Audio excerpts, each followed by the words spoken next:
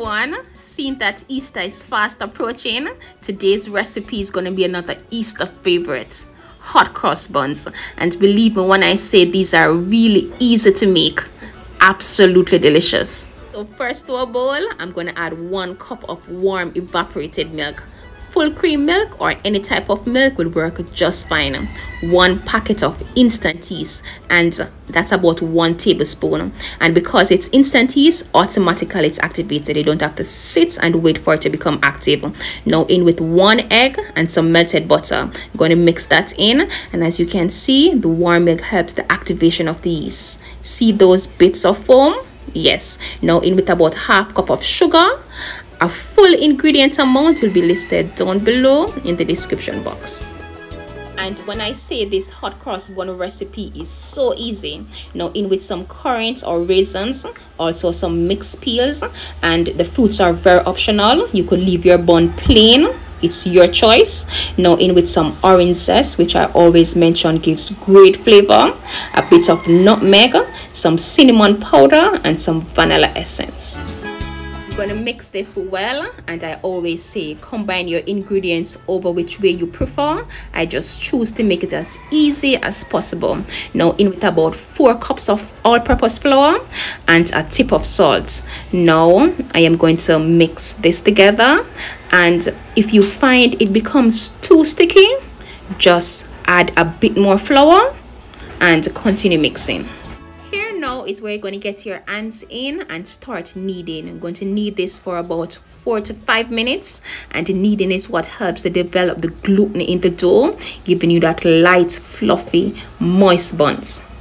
So after that tiring task of kneading, I'm going to add some melted butter or some cooking oil just to keep the dough nice and moist. I'm going to cover this with a plastic wrap as to trap the air in. I'm going to allow this to sit and rest for about 30 minutes until it rises, double in size. After 30 minutes, the dough have puffed up nicely, and depending on how warm your kitchen is, yours may take a bit longer.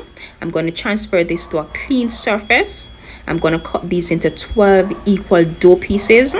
Then I'm going to shape these into perfect round dough balls, making sure the top is nice and smooth.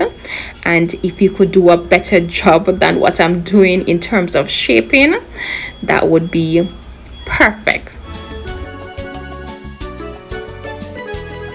Now to my baking bowl, which was nicely greased, I'm going to add the buns in, giving them a bit of space in between because we're going to allow this to sit and rise again, covering them for another 30 minutes until they are looking something like this. And to a preheated oven, I'm going to allow this to bake for about 20 to 30 minutes for the most.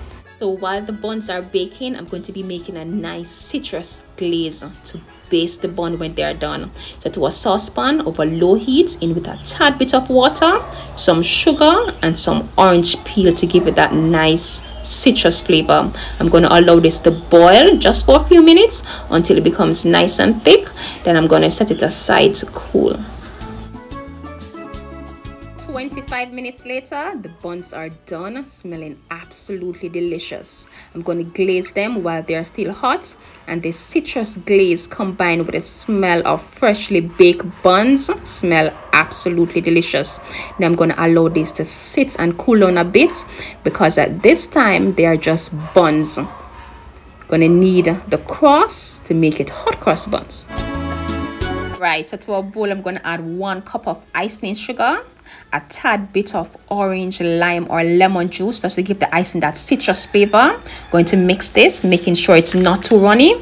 And it could be fancy and add this to a piping bag, or you could just add this to a regular bag. Just going to cut the tip off. Just going to make your cross on your bun. I should have cut the tip just a little bit bigger in order to get a thicker flow of icing. But believe me when I say this is my first attempt of making hot cross buns. I usually just go out and buy. But when I tell you, these were way more delicious than anything I've ever bought. And you want your buns to be partially cool before adding the icing, just to prevent it from not melting. And there you have it. Hot cross buns. This was nice. It was sweet citrus glaze. This recipe was easy. This was soft. This was just absolutely delicious.